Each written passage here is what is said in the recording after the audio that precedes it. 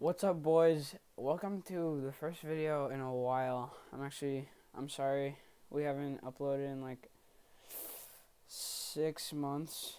Nah, 5. But we had a lot of schoolwork, and so we're gonna make uploading a little easier for this summer and the next school year, and we'll be able to upload for you guys more consistently and just better content. I'm just trying to figure some stuff out. And we got a bunch of video ideas now, so the summer is going to be great. So today we're reacting to the TPS video. Shout out to them. They make great content. Every NFL team's biggest mistake of the 2022 offseason. So we watched this earlier. We were like, some of the stuff not very true. So we're just going to be reacting to it. And so... Dan, you want to introduce yourself? You guys may remember me. I'm Dan. I make videos with him, and I also run that TikTok account with him that probably most of you guys are watching this video from. Yeah. All right. So, without further ado. Wait. We forgot to tell him about the new idea we got. Oh yeah.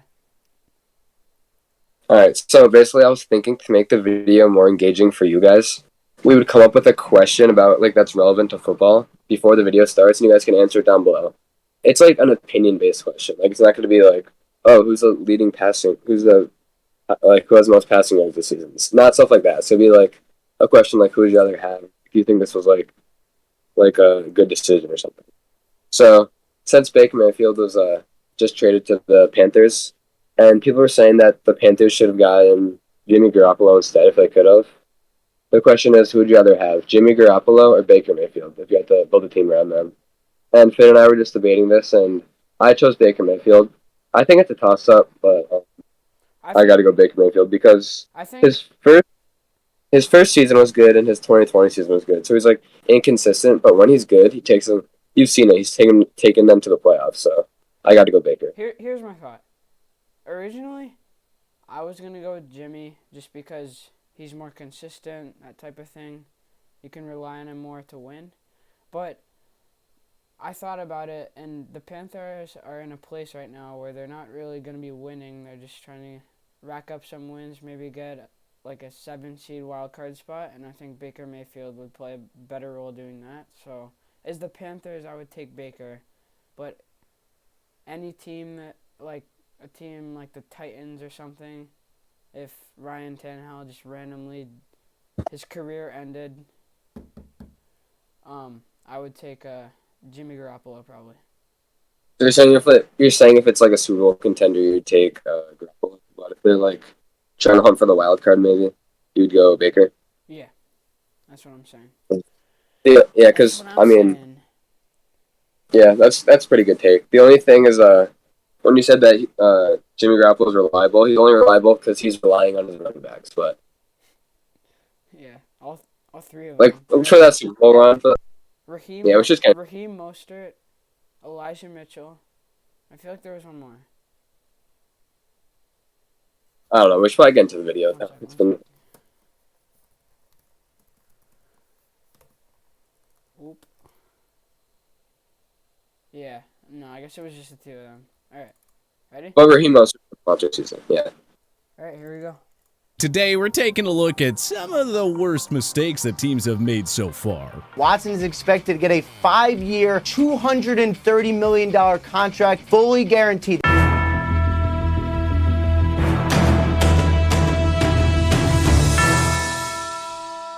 With practically all the other major transactions out of the way now, it's a good time to dive in and analyze every club's biggest mistake of the 2022 NFL offseason.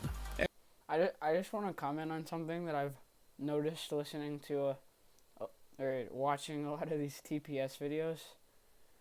Just the dude that narrates these, he uses like some really funny football vocabulary. Like, who actually says gridiron? And like I'll point it out later in the video, but you're gonna notice like he uses some football vocabulary that isn't commonly used. So Like calling a club instead of a team. yeah, like Yeah. that's what made me think of it. Arizona Cardinals drafting Trey McBride. Yes, McBride was widely viewed as the best tight end in this class, but Arizona already had a Pro Bowl tight end in Zach Ertz. They re-signed AJ Green and traded for Marquise Hollywood Brown. And of course, DeAndre Hopkins and Rondale Moore are already on their roster. Why take another pass catcher when the Cards had pressing needs along their offensive line and in the secondary? This was not the time for GM Steve Keim to go the luxury pick route. Atlanta Falcons. Okay. Wait, pause it. Yep. About that, I honestly don't hate the pick. The reason being is that Zach Ertz is getting old, probably going to retire in the next few years, so they're going to need to fill that void. And if they like that McBride, whatever his name is, I think that's a good pick for them. If they thought he was like a good talent, had good potential, because I don't think Zach Ertz should be playing. Like, he's old, right? I'm not tripping. And, obviously, as a tight end, he's not going to be doing. Like, Yeah. You can have two tight ends lining up. And Yeah. also, like, as an older tight end, he's not gonna be wanting to take all the reps. So Yeah, and like also MG, if you ever watch A Wheel of Mutt, he always makes sure to have a backup tight end. always. Anyway, also, DeAndre. He said that they have DeAndre Hopkins. He's like out for what, 7 games for like substance abuse. 6. 6. Yeah. So he's out for 6 games. So that's a void they need to fill with a pass catcher. And also like AJ Green, like come Yeah, on. and they also lost Christian Kirk. So I actually like the pick for them. Maybe they could have. I think they could have drafted a pass catcher a little later in the draft. Like Yeah, maybe. But if they really, like, if where they they could be using that for like a linebacker, possibly defensive line, maybe even offensive line. But yeah. Yeah, but it's not a I'm horrible. mad at it. Yeah, it's not a horrible pick. If they really liked McBride, then I think it's a good pick. Mishandling the Matt Ryan situation.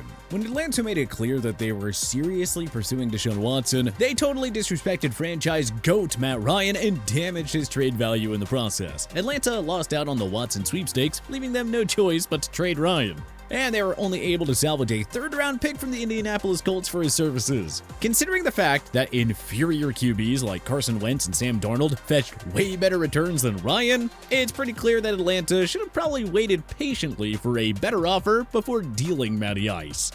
What are your thoughts on that? I just think I don't think it's like, obviously Matty Ice is not. Well, actually no. Let me rephrase this. I don't think it's like I agree with what he said.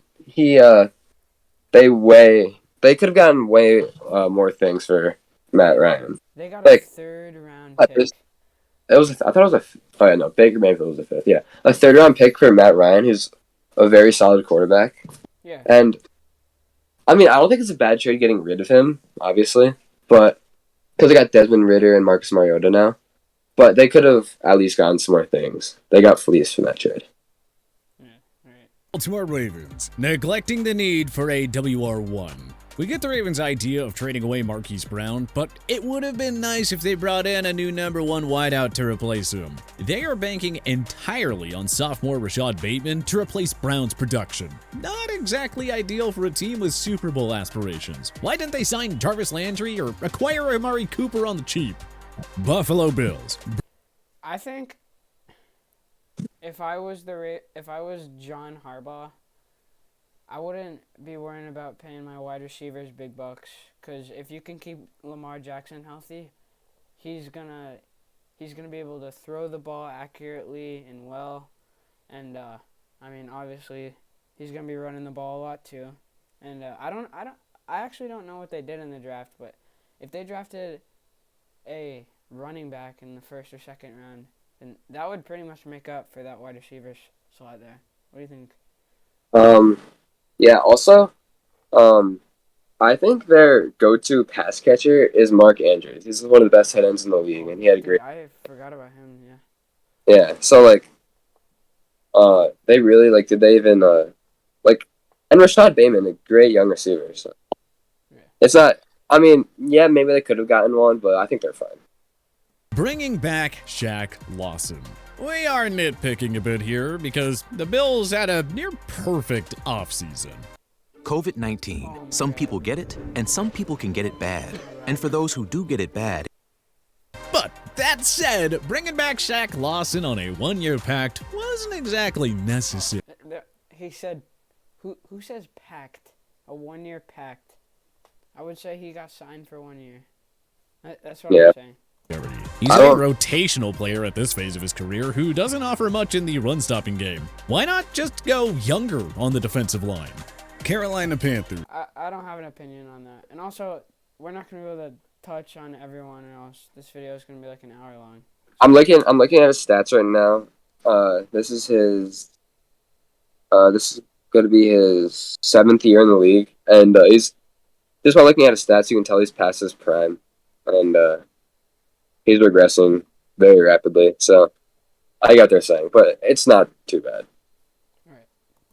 Not trading for Jimmy Garoppolo. Matt Rule is fighting for his job. As it stands, he's hoping for big-time buzz Sam Darnold or rookie Matt Corral to lead the offense. Not exactly the ideal situation. Why the Panthers haven't traded for Jimmy Garoppolo is beyond us right now. The San Francisco 49ers surely can't be asking for much, and Garoppolo is good enough to help Carolina escape from the NFC basement. Chicago Bears overpaying Lucas Patrick. The Bears had an atrocious... We gotta talk about, so that kind of sparked the question I asked in the beginning of the video, and as Finn just said, I don't know if you can hear him over the video, but this was yesterday, and today was the day that they got Baker Mayfield, so I guess I just preferred him over Jimmy G. Ferocious offseason, doing next to nothing to help out Justin Fields. New GM Ryan Poles didn't spend much in free agency, though he gave $8 million over 2 years to veteran guard Lucas Patrick. That is a lot of money for a guy who graded at 57.2 by Pro Football Focus last season, even on a stacked Green Bay Packers offensive line. Cincinnati Bengals re-signing Eli Apple. Interesting that the Bengals would re-sign a guy who got lit up by Cooper Kupp time and time again in the Super Bowl. Apple was a giant liability in coverage for the Bengals last year, allowing 602 receiving yards and 3 TDs in coverage per Pro Football Reference. If Cincy wanted a corner, well, Stephon Gilmore, James Bradbury, Casey Hayward, and Dante Jackson were all available. And newsflash, they are all better than Apple. Cleveland Browns giving Deshaun Watson a 230. That's insane. I think I saw a stat that Deshaun Watson's the first person to ever get their entire contract guaranteed. And he's like the most questionable. He's the most questionable. Worst person in the league that I would give that to. Yeah, he's the most questionable player to if he's gonna play. Next year, so I think. I mean, my only comment is, if he goes to prison for what he did, at least he'll have a happy. He's not gonna go to prison. At least. Yeah. The money he's getting guaranteed. That's $230 million guaranteed for a guy who's getting allegation after allegation. So. Also, I want to say one thing about the Eli Apple one. Eli Apple, he's not like a horrible corner. He obviously got lit up in the Super Bowl, but he's I think he's just like a mediocre quarterback. And I think if he didn't play in the Super Bowl, he would be getting that offer. Like, you can't judge it off one game against the best wide receiver in the league. Yeah, also, he's like the best person in that secondary. There was their strong safety, Jesse Bates. Jesse Bates, but they lost him. They lost him this offseason. Wait, where is he now? I don't know. I just know that his contract expired, and I don't think they re-signed him. Did they come back? What? Yeah, let me look it up. All right. You can play the video. I'll tell you after that. $30 million fully guaranteed. Why would you pay this money to a guy who has never played a snap for you? Was it worth taking all the PR backlash? Y'all won 11 games in a playoff contest with Baker Mayfield in 2020. You don't need to mortgage everything for a new quarterback. This seems like another organizational disaster just waiting to explode. Dallas Cowboys giving away Amari Cooper for penny. So, to answer the Jesse Bates question, he is still in the Bengals. Still? Did they re-sign him or what? Yeah, I think they re-signed him. Okay. And also, wait. So, the Texans traded, so obviously the Texans traded Deshaun Watson. If Deshaun Watson, doesn't play another snap because of all these allegations and stuff, the Texans, go back to what the Texans got. They got 3 first-round picks, I think. Yeah, so they basically, if he doesn't play another snap, the Texans like really finesse the Browns, like just getting 3 first-round picks from them, because the Texans are usually the team that gets like that does horrible trades, like the The DeAndre, yeah, yeah. DeAndre Hopkins trade. So if this goes down as like Deshaun Watson like barely plays or like doesn't play at all, then the Texans like that'll be like the first time they've actually like uh won like a huge trade with a different team. If Deshaun Watson doesn't play, the Browns are gonna like sink below their 2017 season, cause Yeah, now they're out of 3 first-round picks. They just gave $230 million to a guy who barely played any snaps, if any, and like that's just insane. yeah. And who would they even start this year?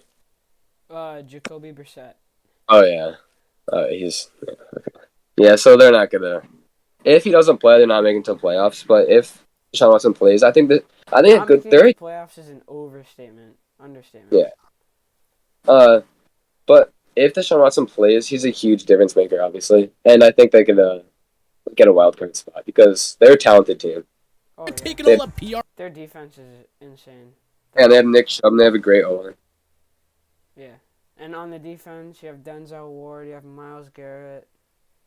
Yeah, he's in Backlash. Y'all won 11 games in a playoff contest with Baker Mayfield in 2020. You don't need to mortgage everything for a new quarterback. This seems like another organizational disaster just waiting to explode. Dallas Cowboys giving away Amari Cooper for pennies. Trading away a Pro Bowl receiver for a 5th-round pick doesn't really make a whole lot of sense. If you're Jerry Jones, why not just keep Cooper as a part of your Super Bowl quest, or at least wait it out and trade him for the right package? A.J. Brown, Devontae Adams, Tyreek Hill, they all went for king's ransoms. Cooper isn't on the level of those. What if we could see cyber threats in real life? Yesterday's technology can no longer stop Those 3, but if Jones was patient, he could have at least gotten a 3rd-round pick and probably even more.